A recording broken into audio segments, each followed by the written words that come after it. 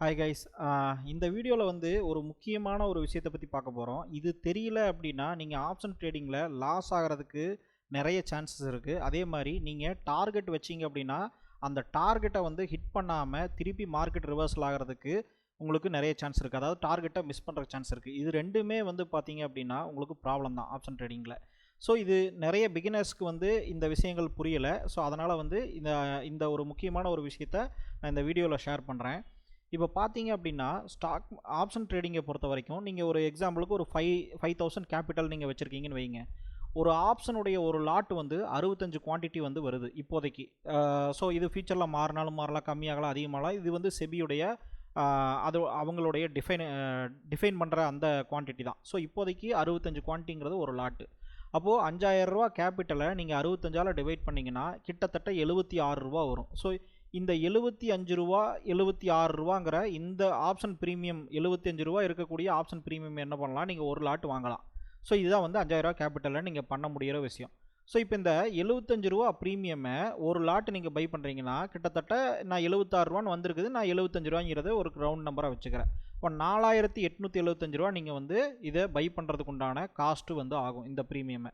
அப்போ பார்த்தீங்க அப்படின்னா அடுத்து நிஃப்டி வந்து ஒரு 100 பாயிண்ட் நீங்கள் மூவ் ஆகுது அப்படின்னு நீங்கள் ஒரு இமேஜினேஷன் பண்ணிக்கிட்டீங்க, இல்லை ஒரு டார்கெட் வச்சுருக்கீங்க, இல்லை ஏதாவது ஒரு ஸ்ட்ராட்டஜி நீங்கள் ஃபைண்ட் அவுட் பண்ணி நீங்கள் நிஃப்டி வந்து 100 பாயிண்ட் மூவ் ஆகும் அப்படின்னு சொல்லி நீங்கள் என்ட்ரி ஆகிருக்கீங்க. 75 ரூபா ஆப்ஷன் ப்ரீமியமை நீங்கள் ஒரு லாட் பை பண்ணியிருக்கீங்க அப்படின்னா அப்போது நீங்கள் அப்ராக்சிமேட்டாக வந்து இந்த 75 ரூபாங்கிற ஆப்ஷன் ப்ரீமியம் இதுக்கப்புறம் ஒரு 100 ரூபா போகும். ஏன்னா நிஃப்டி 100 ரூபா போச்சுன்னா இதுவும் 100 ரூபா போகும் அப்படின்னு நீங்கள் நினைக்கலாம். ஆனால் அதுவும் தப்பு.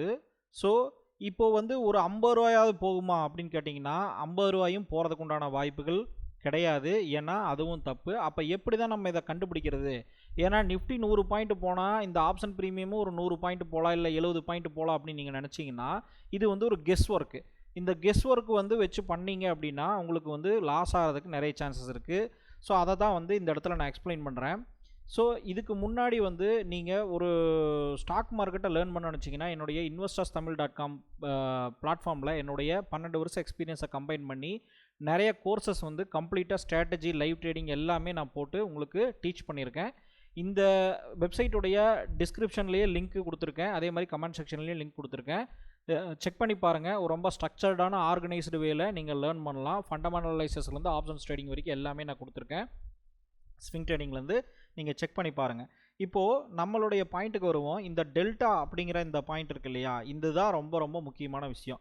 இந்த டெல்டா அப்படிங்கிறத நீங்கள் அண்டர்ஸ்டாண்ட் பண்ணல அப்படின்னா உங்களால் இந்த ப்ராஃபிட்டை வந்து கால்குலேட் பண்ண முடியாது. இப்போது எத்தனை பாயிண்ட்டு நிஃப்டி மூவ் ஆச்சுன்னா எத்தனை பாயிண்ட்டு அந்த ஆப்ஷன் மூவ் ஆகும் அப்படிங்கிற கால்குலேஷனை பண்ணுறதுக்கு தான் டெல்டா அப்படிங்கிறத நம்ம சொல்கிறோம்.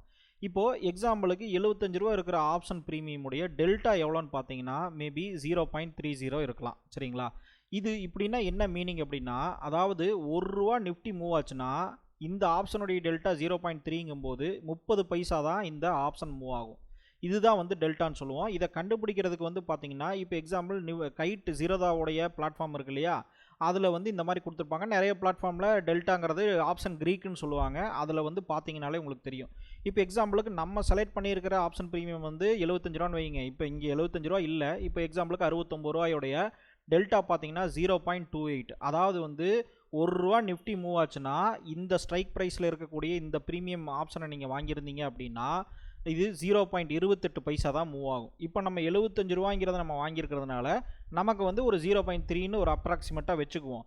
ஸோ 0.3ங்கிறது பார்த்தீங்க அப்படின்னா இப்போ நிஃப்டி 1 ரூபா மூவ் ஆச்சுன்னா 0.3 டெல்டாங்கிறது 30 பைசா மூவ்மெண்ட்டு.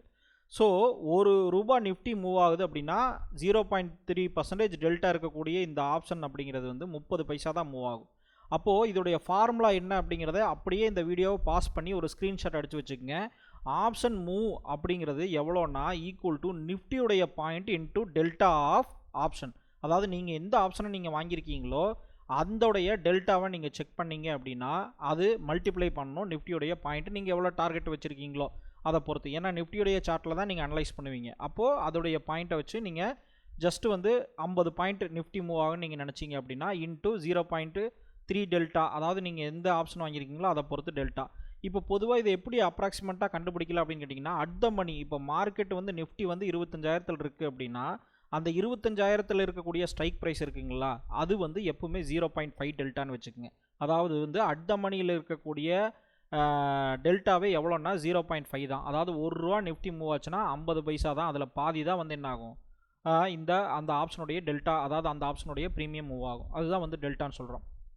சரி, இப்போ இந்த கேஸில் பார்த்தீங்க அப்படின்னா நம்ம ஆப்ஷன் மூவ் வந்து எப்படி கால்குலேட் பண்ணலான்னா, இப்போ ₹75 ஆப்ஷன் அப்படிங்கிறது நூறுரூவா நிஃப்டி மூவ் ஆச்சுன்னா இன்ட்டு 0.3, ஏன்னா நம்ம வாங்கியிருக்கிற ஆப்ஷனுடைய டெல்டா 0.3, அப்போ ₹30 தான் நமக்கு ஆப்ஷன் மூவ் ஆகும்.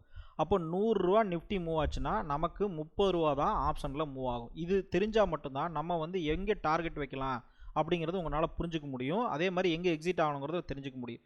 இப்போ நிஃப்டி 100 பாயிண்ட் அப்படின்னா ₹30 ஆப்ஷன் ப்ரீமியம் இன்க்ரீஸ் ஆச்சுன்னா அப்போ ₹30 இன்ட்டு ₹65னா ₹1950 ப்ராஃபிட். அப்போ நிஃப்டி 100 பாயிண்ட் மூவ் ஆனால் கூட நீங்கள் வாங்கியிருக்கக்கூடிய இந்த ஆப்ஷனுடைய டெல்டாவை கம்பேர் பண்ணும்போது ₹1950 தான் உங்களுக்கு ப்ராஃபிட் கிடைக்கும். சரிங்களா? அப்போ ₹100 இன்ட்டு 65ன்னு போட்டு ₹6500 ப்ராஃபிட்னு சொல்லி கால்குலேட் பண்ணக்கூடாது. ஓகேங்களா? அதுதான் நான் சொல்கிறேன். இப்போது இந்த கேஸில் இப்போ டார்கெட் கம்ப்ளீட் பண்ணாலும் நம்மளுடைய ஸ்டாப் லாஸ்னு ஒன்று இருக்கு இல்லையா? இப்போ இந்த ஸ்டாப் லாஸ் வந்து பார்த்தீங்கன்னா ₹75 ஆப்ஷனில் நீங்கள் என்ட்ரி ஆகிருக்கீங்க இல்லையா? அப்போ அந்த ₹75லேருந்து 40% ஸ்டாப் லாஸ்னே வச்சுக்குவோம். ஒரு அப்ராக்சிமேட்டாக 40% ஸ்டாப் லாஸ்னால் கூட ₹30 ஸ்டாப் லாஸ் வரும். அப்போது நீங்கள் ₹30 அப்படிங்கிறது ₹45 ஸ்டாப் லாஸ் வரும். ₹75 நீங்கள் வாங்கினீங்கன்னா ₹45 ஸ்டாப் லாஸ் வரும். அப்போது ₹30 ஸ்டாப் லாஸ்ன்னு நீங்கள் கால்குலேட் பண்ணிங்கன்னா அதுவுமே 65 குவான்டிட்டிக்கு ₹1950 என்ன ஆகும், லாஸ் வரும். அப்போ ரிஸ்க் ரிவார்ட் ரேஷியோ பார்த்தீங்கன்னா நீங்கள் ₹1950 நீங்கள் வந்து ரிஸ்க் எடுக்கிறீங்க, அதே ₹1950 தான் ப்ராஃபிட்டும் நீங்கள் எடுக்க முடியும். ஏன்னா இந்த கேஸில் ₹100 மூவ் ஆகுது அப்படின்னா, அந்த ₹100 கம்மியாக மூவ் ஆச்சு அப்படின்னா அப்போ நீங்கள் அதையும் யோசிச்சுக்கங்க. அப்போ 1:1 ரிஸ்க் ரிவார்ட் ரேஷியோவில் இப்போ நம்ம இந்த கேஸில் பேசிகிட்டு இருக்கோம். ஆனால் அதை விட கம்மியாக வர்றதுக்கும் வாய்ப்புகள் இருக்குது. அப்போது நம்ம எப்போவுமே ஆப்ஷன்ஸ் ட்ரேடிங்கை பொறுத்த வரைக்கும் நம்ம அப்படியே டைரெக்டாக நம்ம மேட்ச் பண்ண முடியாது. ஸோ இந்த மாதிரியான லேர்னிங்ஸ் லெசன்ஸுங்கிறது ரொம்ப ரொம்ப முக்கியம். ஏன்னா மோஸ்ட்லி இந்த பிஸ்னஸ் அப்படிங்கிறதே வந்து நாலேஜ் பேஸ்டு பிஸ்னஸ் தான். இந்த நாலேஜை நீங்கள் லேர்ன் பண்ணிங்கன்னா நீங்கள் சக்ஸஸ் பண்ண முடியும். உங்கள் கையில் எவ்வளோ கேபிட்டல் இருக்குது அப்படிங்கிறது வந்து செகண்டரி ஆப்ஷன் தான். ஸோ அது எல்லாமே வந்து அடுத்த விஷயந்தான். நாலேஜுங்கிறதான் முதல் விஷயம். நாலேஜ் இல்லைன்னா நீங்கள் எவ்வளோ கேபிட்டல் வச்சுருந்தாலும் என்ன ஆகும், இந்த மாதிரி தெரியாமல் நீங்கள் லாஸ் பண்ணுறதுக்கு வாய்ப்புகள் இருக்குது.